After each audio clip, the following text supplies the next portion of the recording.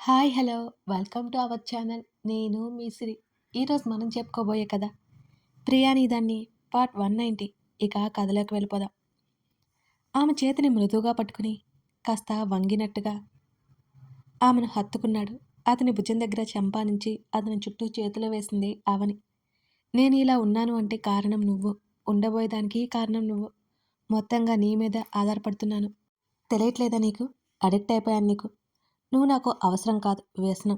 వ్యసనం వల్ల నష్టాలు అంటారు కానీ ఇక్కడ నేను చెప్పలేనంత సంతోషంగా ఉన్నాను. అర్థమైందా? నువ్వు లేకపోతే నాకంటూ ఏ రిలేషన్ ఉండదు. తింగరి అని ఆమెను వదిలాడు. అతను టీషర్ట్ పట్టుకొని లాగి తన ముఖాన్ని అతని గుండెల్లో దాచేసుకుంది. ఆమె తల మీద ముద్దు పెట్టుకున్నాడు. ఆమె అతనికి అపురూపమనేది. అది ఎంత అంటే అతని కంటే ఎక్కువ. ఆమెకు కలిగే చిన్న నొప్పి కూడా అతనే భరించాలనుకునే అంత. ఆమెలో ధైర్యం అతనికి తెలుసు. భయం అతనికి తెలుసు. తెగింపు తెలుసు. మౌనం తెలుసు. మొండితనము తెలుసు. ఆమె కోసం తెలుసు.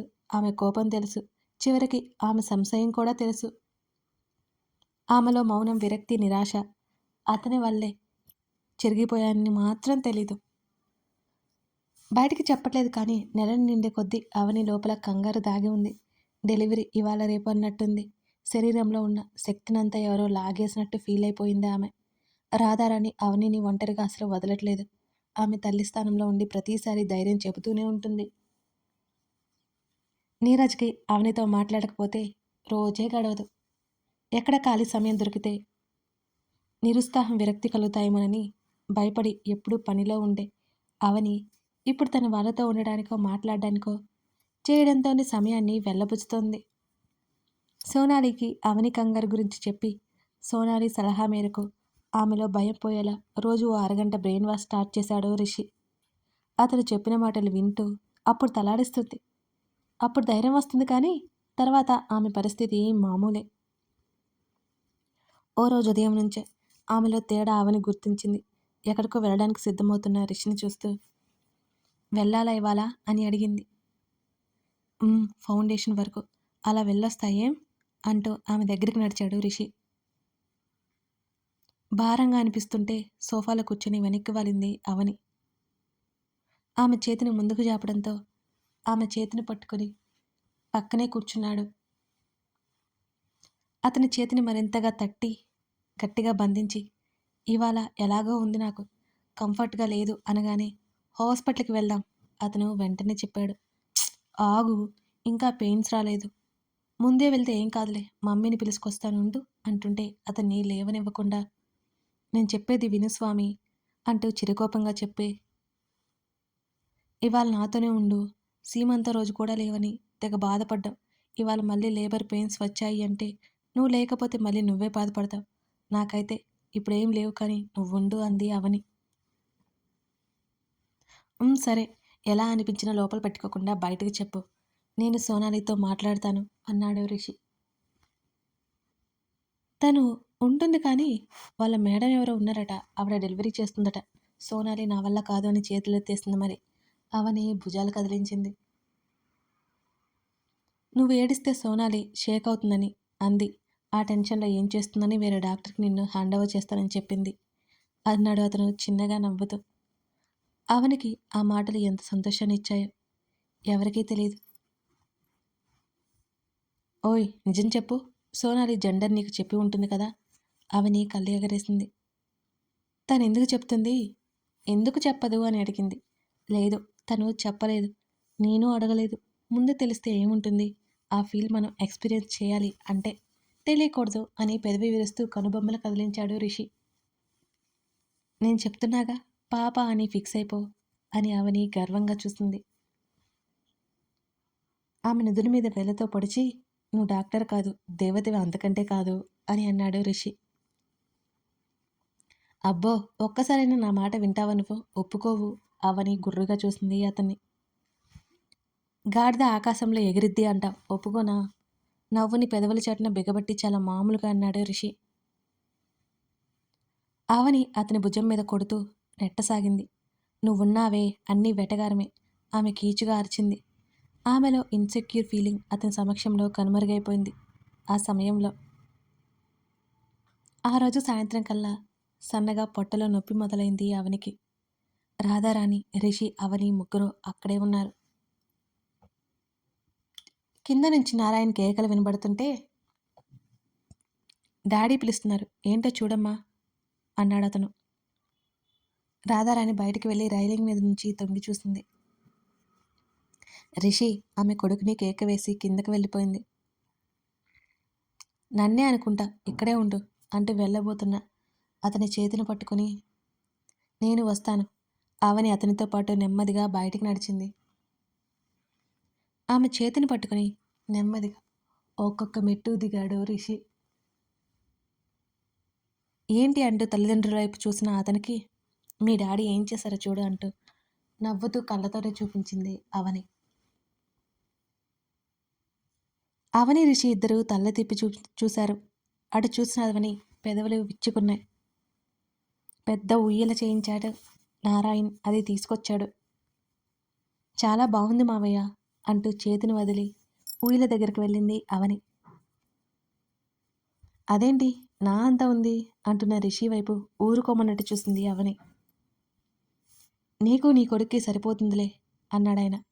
మావయ్య గారు, కూతురు అంది అవని. ఎవరో ఒకరు అన్నారాయన. ఆయన మాటల్లో వెటకారం అర్థమయ్యి అవని ముసిముసిగా నవ్వుకుంది. ఇది గొప్పలే అన్నట్టున్నాయి రిషి చూపులు. చూసావా నాన్న, నువ్వు పుట్టాక సరిగ్గా ఎత్తుకొని ఈయన నీ పిల్లలు రాకముందే తొందర చేస్తున్నాడు అంది రాధారాణి భర్త మీద కొడుక్కి కంప్లైంట్ చేస్తూ. తండ్రిలో బయటికి కనిపించే గంభీరత్వం లోపల ఉండదని రిషికి కూడా తెలుసు. ఇంకా 60 పైబడుతుంటే ఆ ఇంట్లో పిల్లల లక్షణాలు వచ్చేస్తున్నాయి అనిపించింది. నవ్వుకున్నాడు అతను.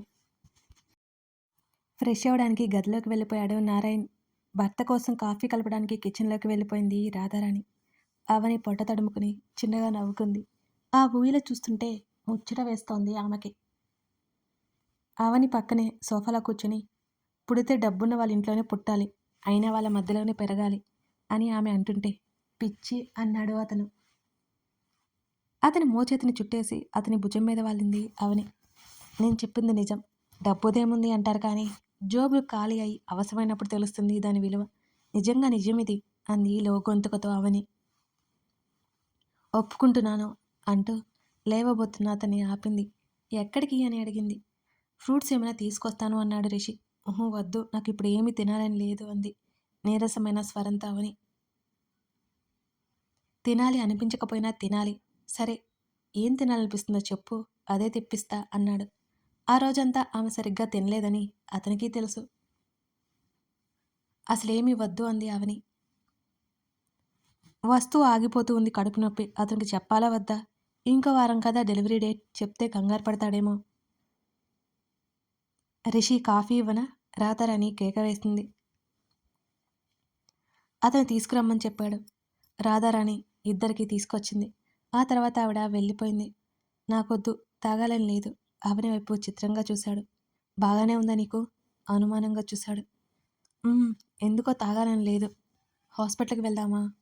పెయిన్ వస్తే చెప్తానులే, నువ్వు కానివ్వు అంది. అతను కాఫీ ఫినిష్ చేసి ఫోన్లో ఏదో చెక్ చేసుకుని పక్కన పెట్టి అవని వైపు చూసేసరికి ఆమె శరీరం అంతా చిరుచెమటలు అలుముకొని ఉన్నాయి.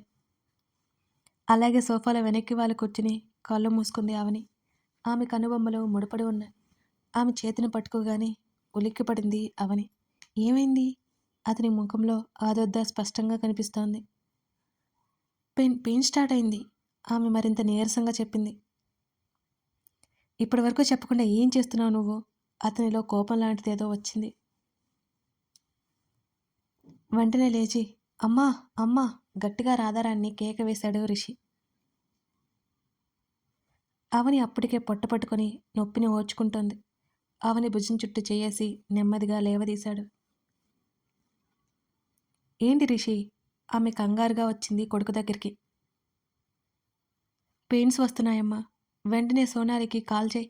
డాడీ నువ్వు వచ్చేయండి తల్లికి చెప్పాడు.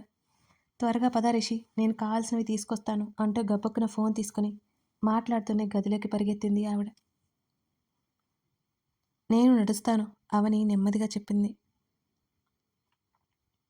నోరుముయ్ అతను అమాంతం చేతుల్లోకి తీసుకున్నాడు.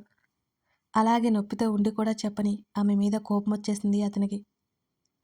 డ్రైవర్ని కేక వేస్తూ ఆమెతో పాటు వెనక సీట్లో కూర్చున్నాడు. క్షణాల్లో వారి కారు ఆ ఇంటి గేటు దాటి బయటికి వెళ్ళిపోయింది.